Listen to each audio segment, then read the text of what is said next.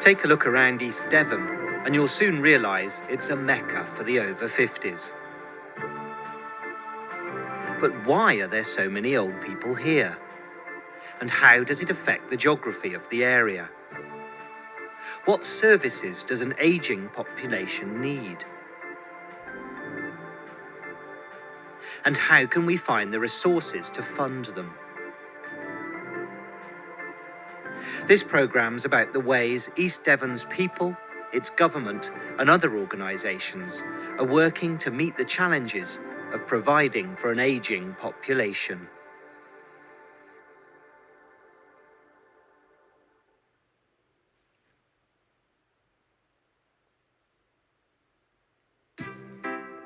It may be most people's dream to retire to the seaside, but these days you don't have to go there to find lots of older people. Like many more economically developed countries, or MEDCs, the UK has an ageing population. Today there are nearly 10 million over 65s. That's nearly 16% of the total. It's twice as many as there were 50 years ago. The result is that the UK's population pyramid is being turned upside down. The growing ageing population means the top half is getting wider. With fewer young people, the base is narrowing. But what social and cultural changes lie behind the shifting age structure of our population? For one thing, people are getting married later and generally having fewer children. So the birth rate has fallen to 10.8 per thousand population. At the other end of the age range, better healthcare, medical advances, education and being better off means that we're all living longer. Life expectancy has been steadily rising for nearly 100 years. Today it's 76 for men and 81 for women. But migration means that the UK's ageing population isn't spread evenly around the country. Areas like East Devon are more popular with the over 50s than others. And we used to obviously come down here for holidays when we were married during the war and that sort of thing. And we've been coming down this way for years and years and years, so it was a natural place to sort of end up. It was a case of anywhere, Somerset, Devon, Dorset, in this corner. As I say, with my wife coming from Somerset, she still has relations in this area, mainly cousins, and we didn't want to be that far away from them. I was actually brought up down here, really, and then I did my nursing when I was 18, and then I came back to the West Country, really because of my family. I come from a big family. And it just sort of settled, and I met my husband down here as well. Although he was a Londoner, his mother had moved down to Chard. And we just made our home down here. We like it. Whatever people's reasons for ending up in East Devon, you don't have to look far to find the pull factors that bring them here and make them stay. The area contains some of the UK's finest countryside, and large parts have been protected as areas of outstanding natural beauty. With its spectacular scenery and extraordinary fossils, the southern coastline has become one of the UK's few World Heritage Sites. Administratively, East Devon's one of 10 districts in Devon County and covers 815 square kilometres. About half of the area's 125,000 people live along the coast. The remainder are scattered in small towns and villages. But despite its beauty, East Devon isn't popular with everyone. East Devon is not a particularly attractive place for young people to live in necessarily. Houses are not affordable, not many jobs locally, certainly not many high-paid jobs locally. There's quite a lot of low-paid work locally. And I would have to say that the culture in some areas is really very much an older person's culture, and young people don't get the facilities, sometimes don't feel welcomed, and that's something we've really got to change. With young people leaving and the over 50s moving in, East Devon now has the second highest concentration of old people of any area in the UK. And having so many over 50s creates numerous challenges.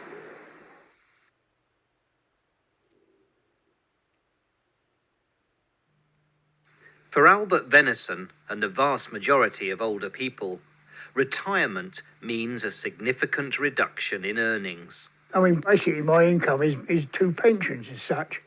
The private pension I started on my own, which I paid for all my life, of course, and also my state pension, which I paid for all my life. My actual income is round about £850 a month, and I can guarantee that out of that £850, I'm spending £875 a month, not just on luxuries, but on essentials, things like food, heating, and we have the highest water rate in the country, as you know, down here. But having an ageing population also affects economics at a national level. There are more pensions to pay and less tax and national insurance for the government to collect. And that creates what's called a high dependency ratio. A country's dependency ratio tells us about the number of people who are of working age and those who are dependent on them. To work it out, you add the percentage of the population under 15 and over 64 and divide that by the percentage of people who are of working age. In the UK, 19% of the population are under 15 and 16% over 65, making a dependency ratio of just under 54%. In other words, for every 100 people who are working, there are 54 who are dependent on them.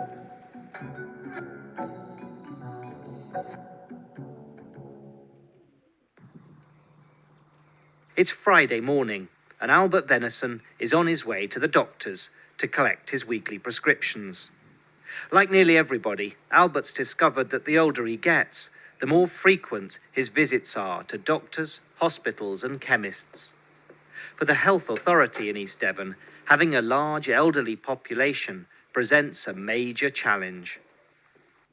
It's not, there are different health services. There are just more of certain health services that other populations might not have. So if you're talking about the common operations like having a hip replaced, having a cataract done, having your heart bypass done, all those things are much more common the older you get. And so the main recipients of those kind of operations are older people. And likewise, emergency operations when you become ill are much more common in older people as things start to fail a little bit. Although Albert's wife Pauline is very ill, they still live in their own home. But for many people, as they get older, health problems or being widowed means they're no longer able to live independently. A large ageing population needs different kinds of housing, from retirement flats to full residential care. Having an ageing population also creates particular transport needs. Albert's lucky enough to have his own car, but many older people either can't afford to run one or are unable to drive due to poor health.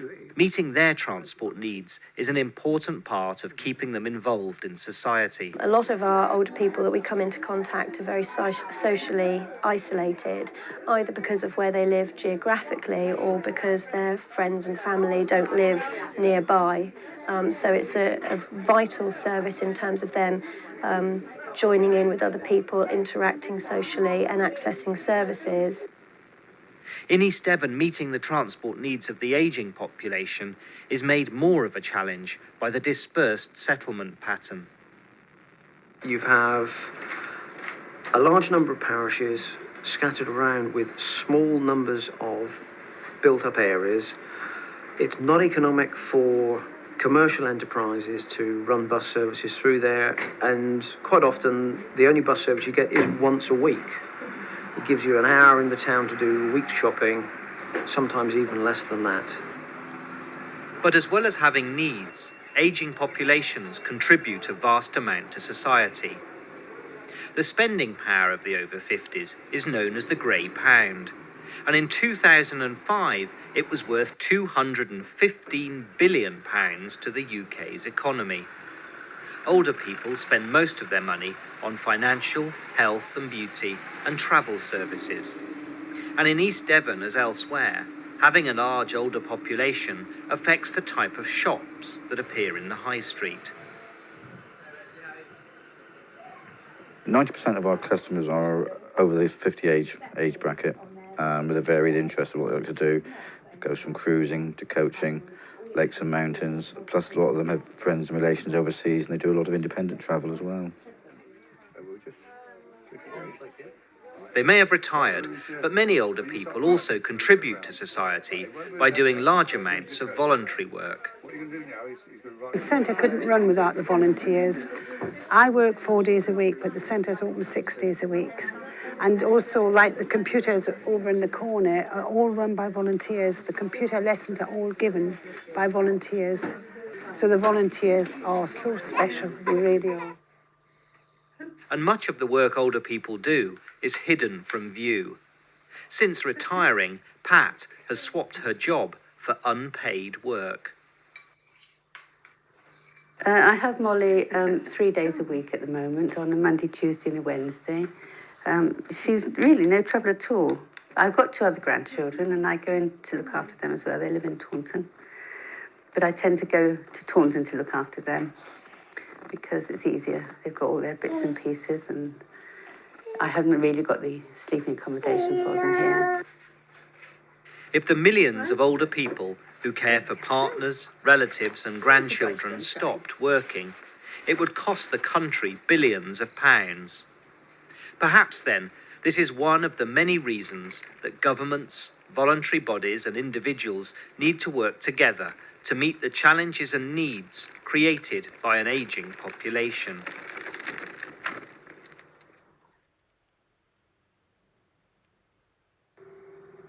Mrs. Goldsworthy's recently moved to a retirement complex in Axminster.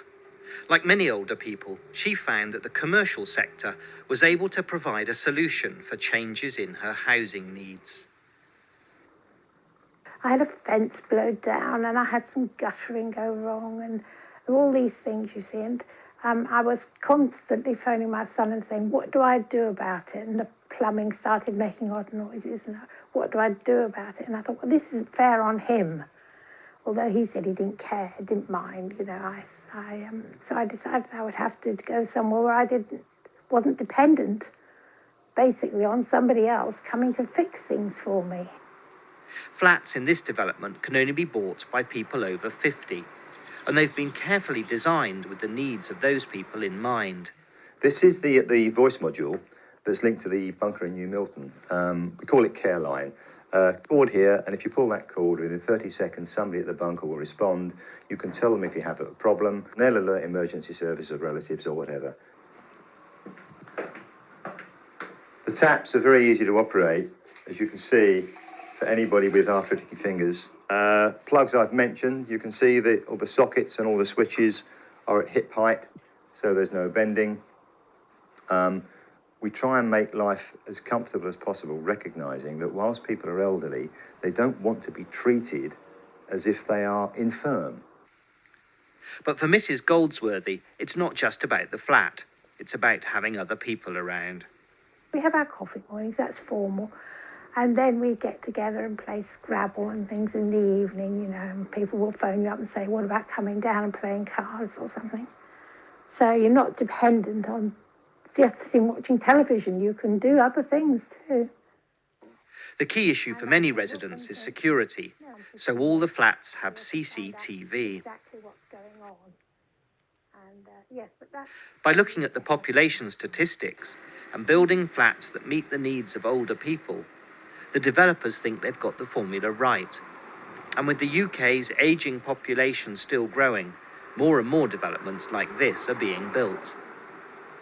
With better health care, better attention to diet and the greater well-being of older people, we'll continue to see this phenomenon of people living longer. And with the lower birth rates, of course, the percentage of older people will increase dramatically. And by the year 2040, we'll have a lot of old people in this country in percentage terms compared to what we've got now. So there's no doubt that this sort of market will continue to grow. As our ageing population grows, so too does the bill for the National Health Service. One of the most cost-effective ways of providing care is to let people stay in their own home, even when their health needs begin to change. Well, my wife is very ill. She's dying actually from cancer, and I mean, she's got worse since Christmas. She's obviously going downhill. So we get a lady comes in and does the cleaning. We have a gardener that comes here and does the garden. And the hospice nurse turns up once a week and has a chat and finds out what we want.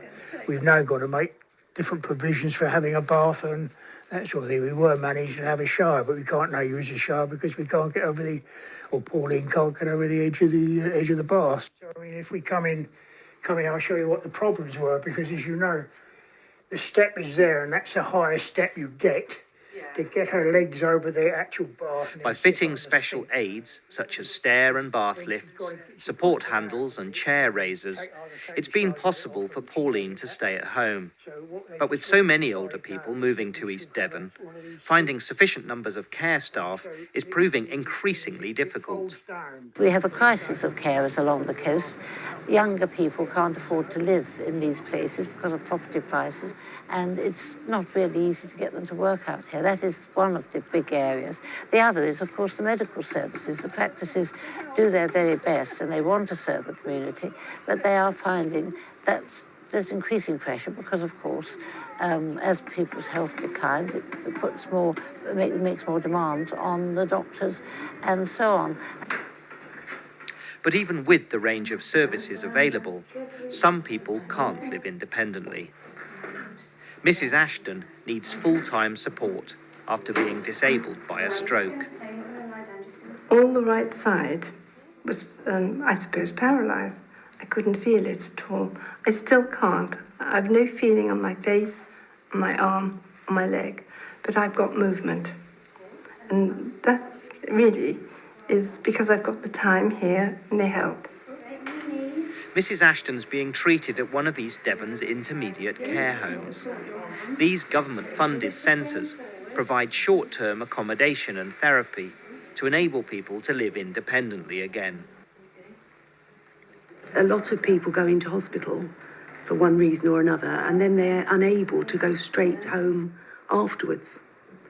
So they need somewhere like this where they can regain their daily living skills, like making a cup of tea or getting in and out of bed on their own, before they can actually go home. For the health service and government, it's a happy coincidence that most people would prefer to live in their own home, as this is a very cost-effective way of providing care for the UK's ageing population. But for Mrs. Ashton, personal circumstances mean living independently will have to wait. Sadly, my husband has problems. I was his carer. He's gone into a home. So if I went home, I'd be on my own. I think I would rather go somewhere quite pleasant. There are some nice homes about, and perhaps try one of those. And sadly, it won't be the same as my husband because our needs are different. Which is sad. There, but that's one of those things. I think I'm going to get better. But whatever people's housing needs, it's clear that the key is providing services to keep our ageing population fit and active as long as possible.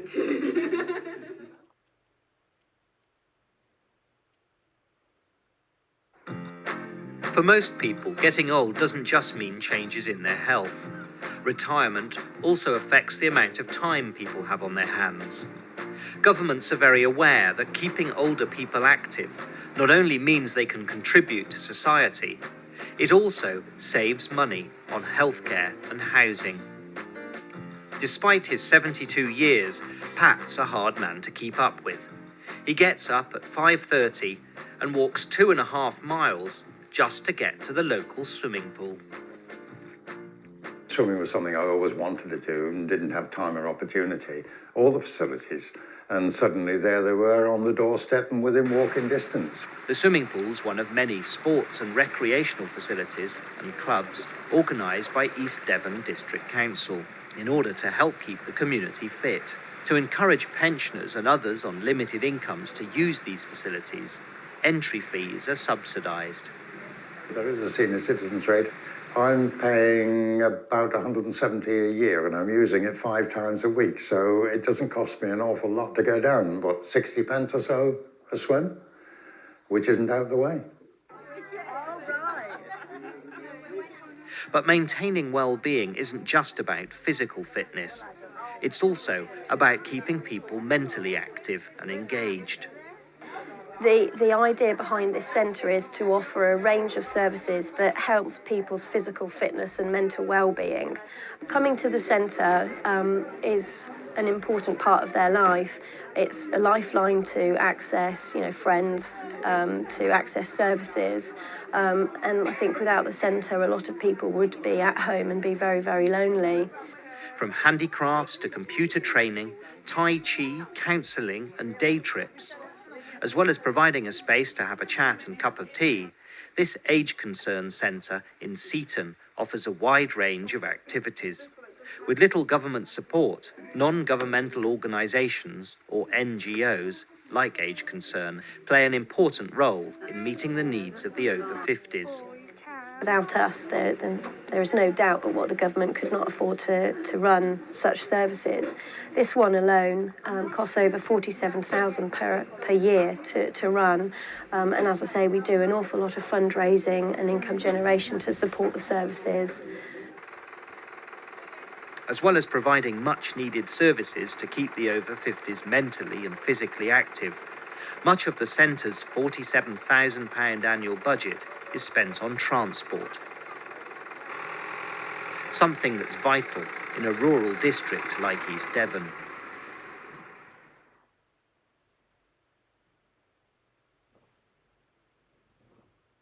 A lot of people have had to give up driving for medical reasons or from cost. Once they retire, money is very, very tight. Public transport just does not exist in these outlying areas. That is a sad fact of life. They're there to make money. If they're not people in the area, they won't put a bus service through there because it just does not pay to have a bus with 2 people on board. That's why the community transport is there to pick up these people who would otherwise be totally isolated. This is one of 4 ring and ride buses in the East Devon area, one of a number of transport initiatives helping meet the needs of the area's ageing population. What makes this bus different from commercial services is that it goes right to your door. But that's not the only reason it's a vital service for people like Daphne Besford. You're dropped outside the shop.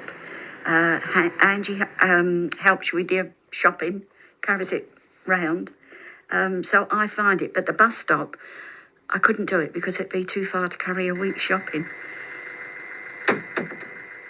Unlike some public buses, this one's also equipped to take people in wheelchairs or who might have problems climbing up the steps.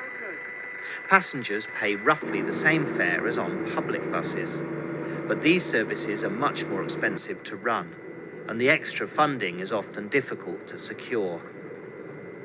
It's funded partially from local government, local councils and parish councils who are kind enough or required to give grants towards the cost, but this is never enough. It never meets the ongoing costs. Therefore, the groups have to apply to funding bodies either locally or nationally, or stand on street corners rattling tins and holding fundraising events. As with many other important services, the Ring and Ride bus relies on the goodwill of ordinary people. And as East Devon's ageing population grows, continuing to provide services like these will become more and more of a financial challenge.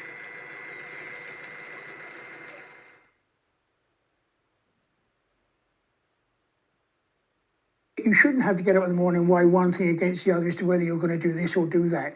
We haven't been on holiday now for 6, 7 years. We frankly can't afford it. A lot of people are in that sort of basis. Like many pensioners, Albert found that retirement wasn't affording him the quality of life he'd hoped for. So he decided to try and do something about it. From his spare bedroom, he runs the Devon Pensioners Action Forum. The group campaigns for reduced council tax, increased pensions, and other benefits for less well-off pensioners. Now, here's a familiar face, an even more familiar voice, Albert Venison, who's here today with the Devon Pensioners Action Forum. How are things going for you, Albert? Quite well, actually. We had quite a bit of interest this morning. I think a little bit By making use of local media, the group's been able to create quite a stir. So what we're hoping to do is to make... The over 50s are becoming an increasingly powerful force. Well, the Grey vote is very strong in East Devon. Whenever you're doing things like public consultations or sending out surveys or where you're trying to get the views from the population, it tends to be the elderly people who will respond, partly because they've got more time, partly perhaps they've got a bit more experience, partly because they realise how important it is a bit more than younger people. So the views are always weighted towards the elderly. But as East Devon's ageing population grows, the pressure on health and social services becomes greater and greater, making it harder to meet basic needs. Well, we get an allocation from central government. The allocation is weighted by a number of factors, one of which is age. So we do get an extra weighting because we've got a more elderly population. But of course, there is always the argument, is it enough? And we would argue no, and other areas where they don't have the elderly would argue it's too much. Albert's campaigning activities have won him national recognition. And as the UK's population gets older, funding state pensions is becoming a key political issue. Now, the government say the poverty level was £12,000. The average pension is usually anything between about £5,000 and £6,000. So you've got to double that straight away. And the thing that does make us really cross is the fact that Gordon Brown gets up and says we're the fourth strongest economy in the world. We've got the lowest pension of any European country. But if things are difficult for today's pensioners, they'll be even more so for tomorrow's. The bulge in today's pyramid is known as the baby boomer generation. As these people begin to retire, the age structure of the UK's population will become even older. By 2040, there'll be 5 million more people over 65 than there were in 2000. How the country will fund its ageing population is a big dilemma. Should people pay more taxes? Should we retire later? Can the state continue to provide pensions? Or should we have to fend for ourselves? And these issues don't just affect the UK. Nearly every more economically developed country, or MEDC, is asking the question, who is going to pay for our ageing population?